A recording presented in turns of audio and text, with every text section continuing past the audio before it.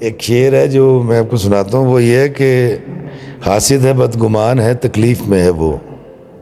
हासिद है बदगुमान है तकलीफ़ में है वो, या रब मेरे रकीब को सब्र जमील दे। अगले वीलॉग में बताया तो कि यार राती किचन से सोता है मैं, तो इसलिए मेरे पास कुछ ऐसी चीज़ है नहीं कि यार एमए कीता है, नौकरी नहीं लभी, 6 महीने तो फारग हाँ, 20,000 रुपये दे दे उधार। कभी आपने देखा है कि शख्स कहे जी मैं बहुत अच्छा मोटर मैकेनिक हूँ, पैसे दे दे? नहीं यार, मैं तो बड़ा अजीब किस्म का आदमी हूँ, मुँह फट सा मैं सारी बातें बता देता हूँ। मैं तो ये भी बता देता हूँ कि मैं ट्रैवल कैसे करता हूँ और मैं सोया कहाँ था और जागा कहाँ था। हम वो नहीं कर सके जो हमें करना चाहिए था, और मैं एतराफ़ करता हूँ।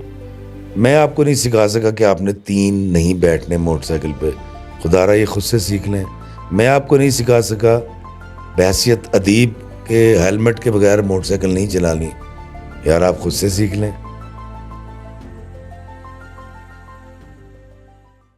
अस्सलाम वालेकुम नाज़रीन, आज मेरे साथ पाकिस्तान की मशहूर शख्सियत जो किसी तारुफ की मोहताज नहीं है, इफ्तिखार अहमद इफ़ी साहब हमारे साथ मौजूद हैं, जो परिज़ाद ड्रामे से मशहूर हुए। कमाली जिसको उस ड्रामे में जिसको आपने देखा है, तो आज हमारे साथ इफ्तिखार अहमद साहब इफ़ी साहब हमारे शहर सादकाबाद में आए हैं। तो हम आपको पहले तो वेलकम करते हैं सर। अस्सलाम वालेकुम। वालेकुम अस्सलाम। कैसे हैं? मैं बिल्कुल ठीक, बहुत शुक्रिया आपका। Thank you sir. सादकाबाद कैसा लगा?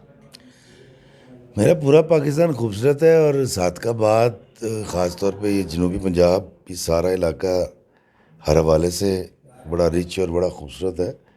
तो जैसे मुझे लाहौर लगता है, वैसे ही मुझे सादकाबाद लगा है। क्या बात है सर। कमाली आप परिज़ाद ड्रामे में थे, तो कौन सा करैक्टर था जो आपके लिए सबसे मुश्किल था? मैंने एक रोल किया था, दिल ना उम्मीद तो नहीं ड्रामा का नाम है। उसमें था बाबा रांझा। वो बड़ा जालिम आदमी था, गाने गाता था और एकदम से उसका वो मेंटल डिसऑर्डर था उसका कुछ, मतलब आप कह सकते हैं कि वो इंसोम्निया का मरीज़ था और हेलुसिनेशन का।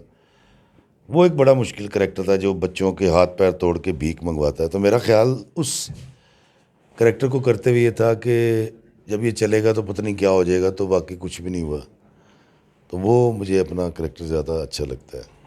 कोई सर ज़िंदगी की आपकी ऐसी बात जो आप तक आज तक आपने कभी किसी के साथ शेयर नहीं की, और बड़ी वो दुख दर्द जिससे आपने सबक हासिल किया हो ज़िंदगी में, कोई ऐसी बात शेयर कर दें? नहीं यार, मैं तो बड़ा अजीब किस्म का आदमी हूँ, मुँह फट सा मैं सारी बातें बता देता हूँ। मैं तो ये भी बता देता हूँ कि मैं ट्रैवल कैसे करता हूँ और मैं सोया कहाँ था और जागा कहाँ था। मेरी ज़िंदगी में कुछ ऐसा है नहीं।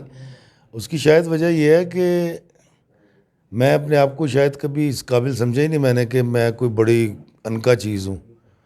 तो मेरी ज़िंदगी में कुछ ऐसा है नहीं, मतलब सब चीज़ें बड़ी ईजी यानी हैं। कि आप बिल्कुल सादा लो इंसान हैं। नहीं नहीं, मैं ये नहीं कह रहा सादा लोग हूँ। मैं क्योंकि व्लॉगिंग करता हूँ मैं भी, तो मैं बहुत सारी चीज़ें बता देता हूँ। मतलब अगर मैं कहीं गया और मेरा पास कमरा नहीं था, तो मैं किचन में अगर सोया था ना, तो मैं अगले व्लॉग में बता देता हूँ कि यार राती किचन से सोता है मैं। तो इसलिए मेरे पास कुछ ऐसी चीज़ है नहीं। बहुत अच्छा आदमी तो मैं नहीं हूँ, ये नहीं कहूँगा, लेकिन कोई ऐसी बात मुझे नहीं याद आ रही कि कोई ऐसी बात हो जो मैं आपसे शेयर करूँ, मैंने कभी की ना हो। सर आप राइटर भी हैं और ड्रामे भी लिखते हैं और शेर व शायरी भी करते हैं।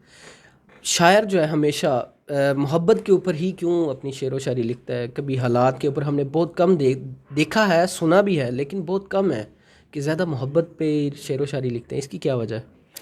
अच्छा, अगर आप हालात पे भी लिखेंगे तो दरअसल हालात जो बुरे हैं, अगर उस पर कुछ लिखते हैं तो आपको उसको ठीक करना चाह रहे होंगे ना, इसलिए लिखते हैं। तो ये भी तो मोहब्बत ही है। सही है। जब इस कायनात की असास अल्लाह करीम ने मोहब्बत पे रखी है, तो हमारे से मुंह से मोहब्बत ही तो निकलनी है। सही है। सही जी, पहली बात तो ये है कि ये सबसे पहले तो पॉजिटिविटी की तरफ जाए, फिर अपना जो बेस्ट कर सकते हैं। ज़रूरी नहीं है कि आपने कोई डिग्री ही लेनी है, कई लोग नहीं भी पढ़ते। लेकिन अगर आप डिग्री भी ले रहे हैं और नहीं भी ले रहे, अगर दोनों सूरतों में, मिसाल के तौर पे अगर आप पढ़ रहे हैं तो डॉक्टरी कर लें, इंजीनियरिंग कर लें, केमिकल फील्ड में चले जाएं, कंप्यूटर फील्ड में चले जाएं, और बेताश एरोनॉटिकल जो स्पेस वो जो डिग्री उसमें चले जाएं। और अगर आप नहीं पढ़े तो आप मोटर मैकेनिक हो सकते हैं, आप प्लम्बर हो सकते हैं, आप ये जो वेल्डिंग का काम सीख सकते हैं, आप बाल काटने का काम सीख सकते हैं। मैं सिर्फ इसलिए कह रहा हूँ कि स्किल कोई ना कोई ज़रूर होनी चाहिए। आपने ज़रूर देखा होगा एक शख्स आपको पास आके कहे यार MA कीता है, नौकरी नहीं लभी, 6 महीने तो फारग हाँ, 20,000 रुपये दे दे उधार। कभी आपने देखा है कि शख्स कहे जी मैं बहुत अच्छा मोटर मैकेनिक हूँ, पैसे दे दे। मुझसे तो आज तक कोई ऐसा मांगने नहीं आया। मुझे किसी ने कहा बहुत अच्छा हेयर ड्रेसर हूँ तो मैंने 4,000 रुपये उधार दे दे, नहीं होता। सही। जब आपके हाथ में हुनर है ना तो आप सारी ज़िंदगी भूखे नहीं मर सकते। तो अगर आप कोई डिग्री भी कर रहे हैं, अगर वो डिग्री कोई ऐसा हुनर आपको नहीं सिखाती, स्किल नहीं है, तो उसके साथ कुछ कर लें। तो मेरा ख्याल है कि मुस्बत रहें और कोई ना कोई हुनर सीख लें। इंशाअल्लाह ताला अल्लाह ताला आपकी तमाम ख्वाहिशात पूरी कर देगा। दरअसल जिस उम्र में आप हैं ना, या जिन नौजवानों की आपने बात की है, इसमें ख्वाहिशात बहुत ज़्यादा होती हैं और एक वक्त मुकर्रर जो मैंने कर रखा होता है, क्योंकि उस पर मुझे नहीं मिलता तो मैं नाराज़ हो जाता हूँ। सर कोई अच्छा सा आप शेर सुना दें हमें जो आज तक आपका सबसे बेस्ट है। मुझे तो अपने सारे शेर पसंद हैं, लेकिन एक फेवरेट तो एक शेर है जो मैं आपको सुनाता हूँ। वो ये है कि हासिद है बदगुमान है तकलीफ़ में है वो, हासिद है बदगुमान है तकलीफ़ में है वो, या रब मेरे रकीब को सब्र जमील दे।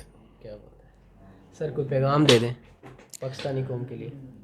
आप बहुत अच्छे हैं, पाकिस्तानी कौम बहुत अच्छी है, और सिर्फ थोड़ी सी नौजवानों से गुजारिश करता हूँ कि हम वो नहीं कर सके जो हमें करना चाहिए था। और मैं एतराफ़ करता हूँ, मैं आपको नहीं सिखा सका कि आपने 3 नहीं बैठने मोटरसाइकिल पे, खुदारा ये खुद से सीख लें।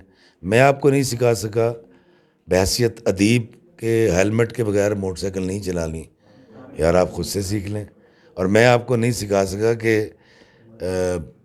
इशारा नहीं तोड़ना, तो आप कम से कम ये ज़रूर सीख लें।